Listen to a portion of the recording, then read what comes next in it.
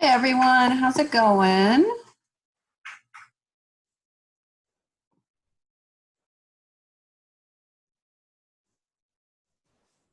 Oh, hello. Hi everyone. Hello. Sorry I'm a few minutes late. I Yeah, got distracted trying to figure out how to do something on Excel. How's everybody doing today?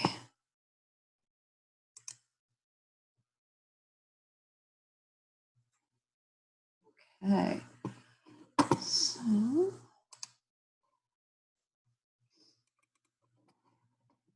anybody have any questions for us to get started with?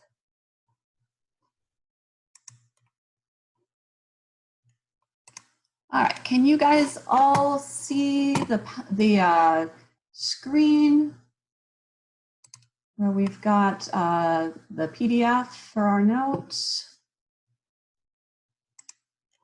Okay, great, thank you. All right, so yesterday we looked at, we started looking at section 6.4 and we were looking at this example. It's example number 6.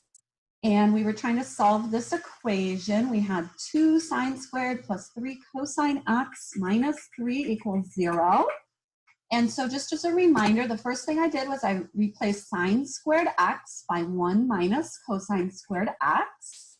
And then I distributed the 2. And then I collected my like terms. I had this 2 and this negative 3. I put them together to make negative 1. Next, I multiplied both sides by the negative 1, and then I factored it. And then I said each factor equal to 0. And I figured out that if the first factor was equal to 0, then x would be pi over 3, or it could be 5 pi over 3. And if the second factor was equal to 0, x could be 0 or 2 pi. And so then once I had my solutions in the interval from 0 to 2 pi, I went ahead and took each of those solutions and added on 2n pi. And notice if you start at 0 and you add on 2 pi, you get 2 pi. So we don't need to list these two separately because 2 pi can be obtained from 0 by just simply adding 2 pi. And then I also have my pi over 3 plus 2n pi and my 5 pi over 3 plus 2n pi. And I think we got cut off right at the end of that. But next we'll take a look at example number 7 if nobody has any questions. And so the first thing, we have secant squared x plus tangent x. And generally speaking, if we have two different functions and one of them squared, we want to reduce it down to just one function. So we need to try to remember an identity about secant squared. And secant squared is equal to 1 plus tangent squared of x.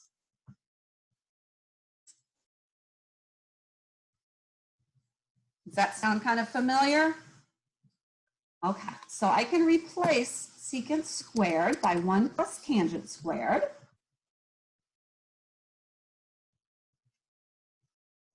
And then I have the plus tangent x equals 0.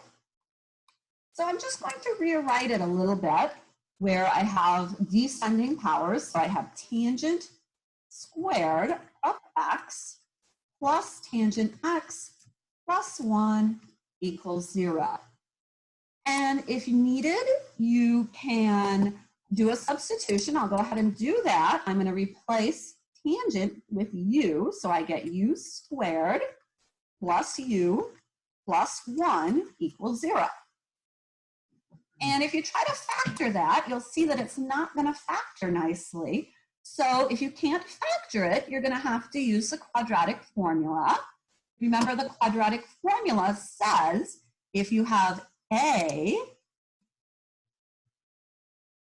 times u squared plus b times u plus c equals 0, then the solutions to that are u is equal to negative b plus or minus the square root of b squared minus 4ac all over 2a. So I'm going to use that over here and try to figure out my solutions. So I'm going to first have a negative b, so that'll be a negative 1. And then underneath I'll have b squared. So that's just 1 squared minus 4 times a is 1, times c is also 1, all over 2a. So this will be 2 times 1. So I've got negative 1. And then underneath my square root, I'm going to take 1 minus 4, and that gives me negative 3, all over 2. Okay, so what does that tell us? We've got tangent x is equal to a complex number, right? Because we have a square root of a negative, that means this is a complex number. And tangent x is not ever going to be a complex number, so that means there's no solutions. Any questions on that one? Can sine or cosine be a complex number? Nope, sine and cosine won't be complex either. Good question. Same thing for tangent, cotangent, secant, cosecant. So if that's what your solution is, that won't have any solutions. Anything else? Okay, so we just got a couple more to look at. So number 7, now we're taking a look at solving trigonometric equations. Solving trigonometric equations that require the use of inverse functions. So we're going to look at secant squared x minus 2 tangent x. And remember, we just reminded ourselves a second ago that secant squared is equal to 1 plus tangent squared. So we can rewrite this as 1 plus tangent squared minus 2 tangent x equals 4. And the first thing I'm going to do is subtract the 4 from both sides. So I have tangent squared minus 2 tangent x. And if I subtract 4, I'm going to get minus 3 equals 0. I could go ahead and factor this. So in order to get tangent squared, I'm going to need a tangent x and a tangent x. And in order to get a negative 3, I'll need a minus 3 and a plus 1. And now if we think about it, foiling it back out, we get tangent times tangent, that's tangent squared. We're going to get minus 3 tangent x plus 1 tangent x. That'll make minus 2 tangent x. So we've got it factored. And since we have two factors multiplied together equaling 0, either tangent x is going to be equal to negative 1, okay, if the second factor is equal to 0, or tangent x is equal to 3, if the first. And if tangent x is equal to, if tangent x is equal to negative 1, there's a few possibilities. In the interval, for example, from 0 to pi, the solution would be x equals 3 pi over 4. Does that make sense? And for tangent x equal to 3, what we can do is use our inverse function on our calculator and say x is equal to the inverse tangent of 3. I'll go ahead and bring up my calculator. I'll quit out of here. And I want to make sure that I'm in radians mode. Whoops, not there. I'm going to make sure I'm in radians mode. And then I'll do my inverse tangent of 3. And that comes out to be about 1.25 if I round to 2 decimal places.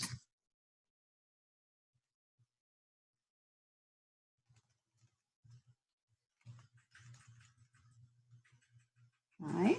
So now I've got 2 answers that are both between 0 and pi. So we can say in general, what's going on here?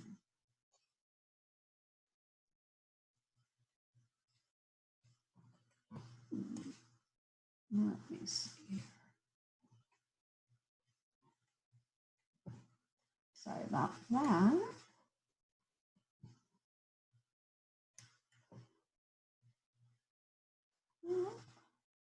No, that's not what I want.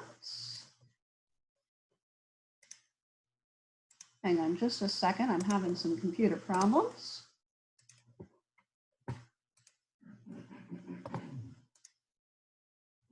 Yeah, there I am. Huh.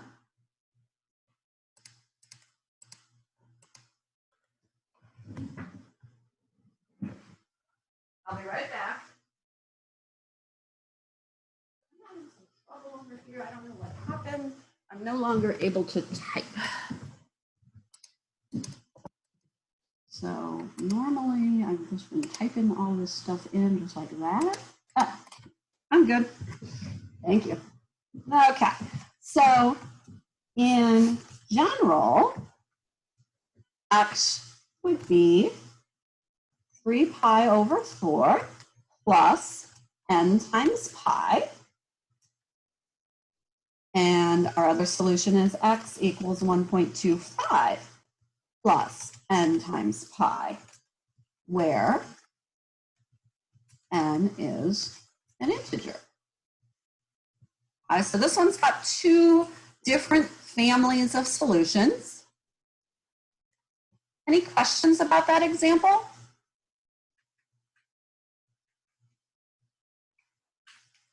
Where did you get the 3 pi over 4? 3 pi over 4.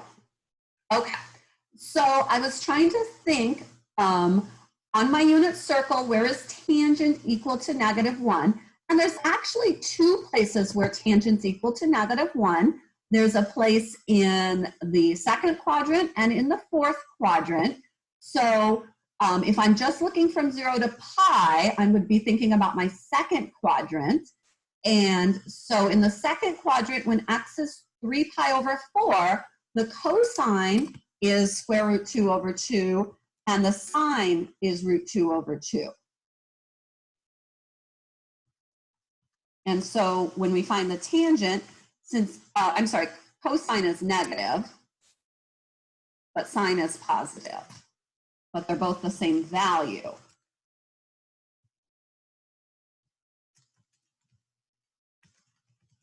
Does that help?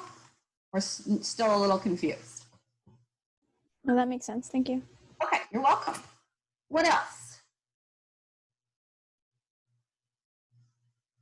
Okay. Now I just want to point out that if you had used your inverse tangent function and you found the inverse tangent of -1, it wouldn't have given you 3 pi over 4. It would have instead given you negative pi over 4. All right. So if you do the inverse tangent of -1, your calculator is going to give you negative pi over 4. And that's because the inverse tangent function always gives you an answer between negative pi over 2 and positive pi over 2. However, if right here you were to write negative pi over 4 and you added pi to that, you would get 3 pi over 4. Okay, so it's important to think about, you know, what initial restriction you want to be looking at. I decided to go with 0 to pi. Is that okay? All right, so let's go ahead and look at our last example, number 7. The first, let's see, so we have 6 cosine squared of x over 2 minus 7 cosine x over 2 plus 2 equals 0. So I've decided that I will do a substitution. I'm going to say u is the cosine of x over 2. So that turns this into 6u squared minus 7u plus 2 equals 0. And that we can factor.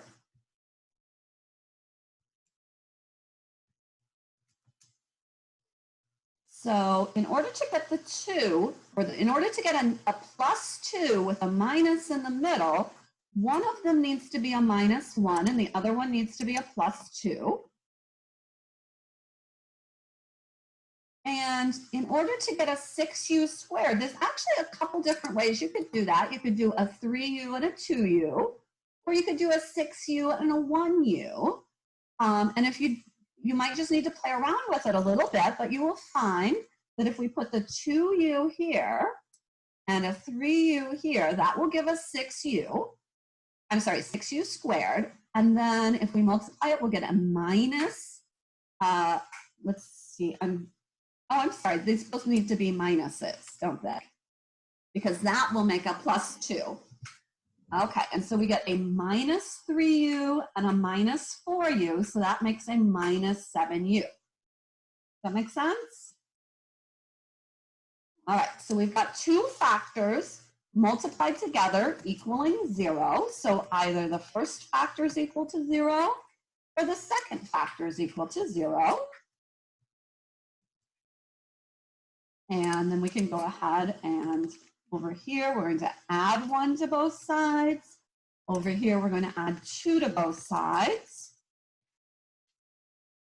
And here we're going to divide both sides by 2. So u is a half. Oh, I'm sorry. I forgot I was supposed to be adding. So this is 3u equals 2. And then we'll divide by 3 and we get u equals 3 halves. Is that okay so far? Okay, so now remember what u was. U was the cosine of x over 2. So cosine of x over 2 is equal to half. Isn't it 2/3? It is 2/3. Thank you. Good job. And here we have the cosine of x over 2 is equal to 2/3. Okay. So if the cosine of x over 2 is equal to a half, let's think what that angle could be. What could x over 2 be that would give us a cosine of a half? X could be pi over 3, or x could be 5 pi over 3. So we have one answer in quadrant 1 and one answer in quadrant number 4. Over here, this one's a little bit harder because we don't have anywhere on our unit circle where the cosine's 2/3. So that means that we're going to need to use the inverse cosine function. So we get x over 2 could be the inverse cosine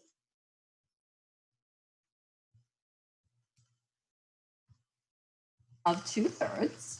So that's going to give us an answer that's in quadrant 1, but there's also going to be an answer in quadrant number 4. So the other answer is that x over 2 is 2 pi minus the inverse cosine of 2/3. Is that okay? Okay. So the inverse cosine of 2/3, let me bring up my calculator. Inverse cosine of 2/3, that's about 0.841, or we can do 2 pi minus that value.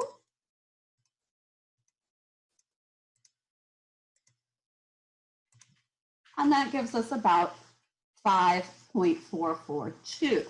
So we've got a couple solutions there. So x could be 0.841.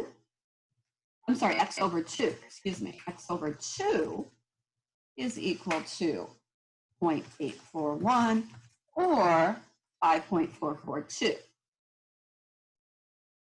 Okay, so now we've got 4 different numbers that x over 2 could be. But we really want to know what x is. All right, so the first thing I'm going to do is I'm going to say that x over 2 could be pi over 3 plus 2n pi, or x over 2 could equal 5 pi over 3 plus 2n pi.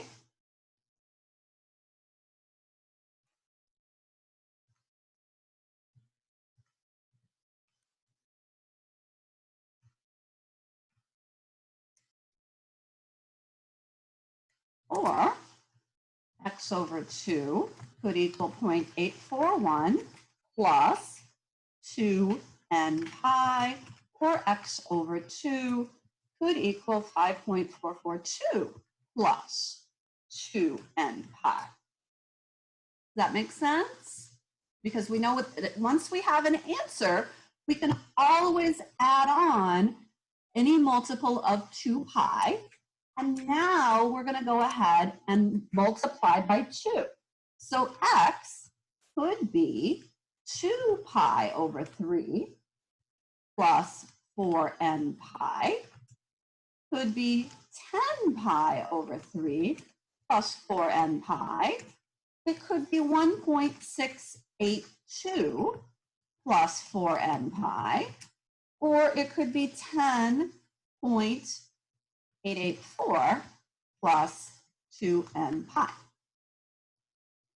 So I just took each of the answers up above and I multiplied both sides by 2. So I've got 4 different answers, and 2 of them are points on the unit circle that we have memorized. The other 2 we needed to use the inverse function to get. What questions do you have?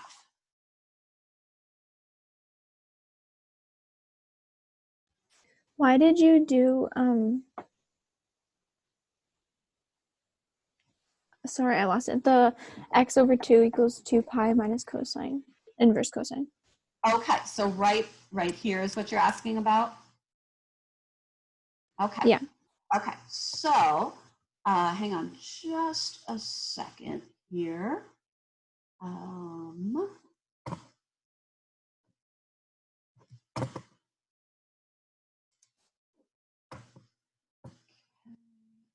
trying to remember. There we go. Okay. Okay, so I'm going to be drawing on my whiteboard right here. And I'm going to be looking, I don't know. Oops.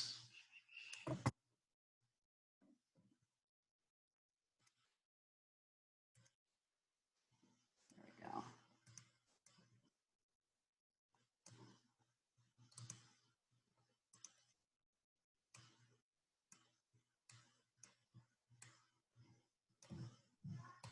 Okay, so sorry, I'm trying to make it not be entirely huge.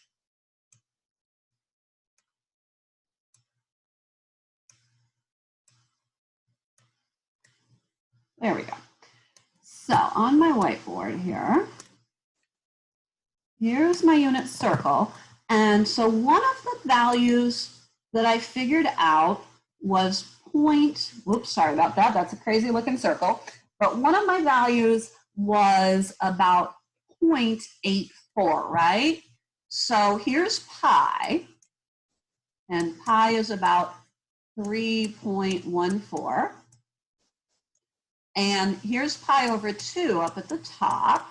And pi over 2 is equal to 1 point something, right? So 0.8 is going to be right here. This is 0.8. And the very special thing about that was we knew that its cosine was 2/3. So on the unit circle, x is going to be 2/3 and y is going to be whatever y is, right? And we know there's going to be another point down here in quadrant 4 that we can get, and x is going to be 2/3, and the y value is just simply negative whatever this y value is. Does that make sense so far? Now, if this angle's 0.8, then in order to figure out this angle, all I need to do is take 2 pi minus 0.8, because this angle here is 0.8. So my other angle is 2 pi minus 0.8.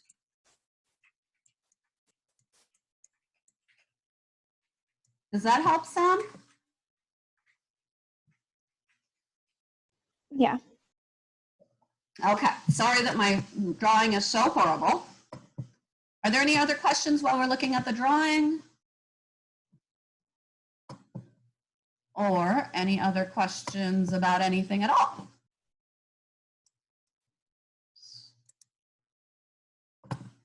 Okay. Then that's it for today. We're not going to have class tomorrow. You can use that time to work on your homework. You can work on your test. And then if you have questions about anything, be sure to send me an email. Otherwise, I will see you again on Monday. Okay, sorry, wait, I just saw the question from Rosalva. When you're using tangent, that's right, you only need to add n pi. And that's also true for cotangent. When you do sine, cosine, secant, and cosecant, you add 2n pi. That's absolutely right. Any other questions? Okay, I'll see you again on Monday. Thanks for coming.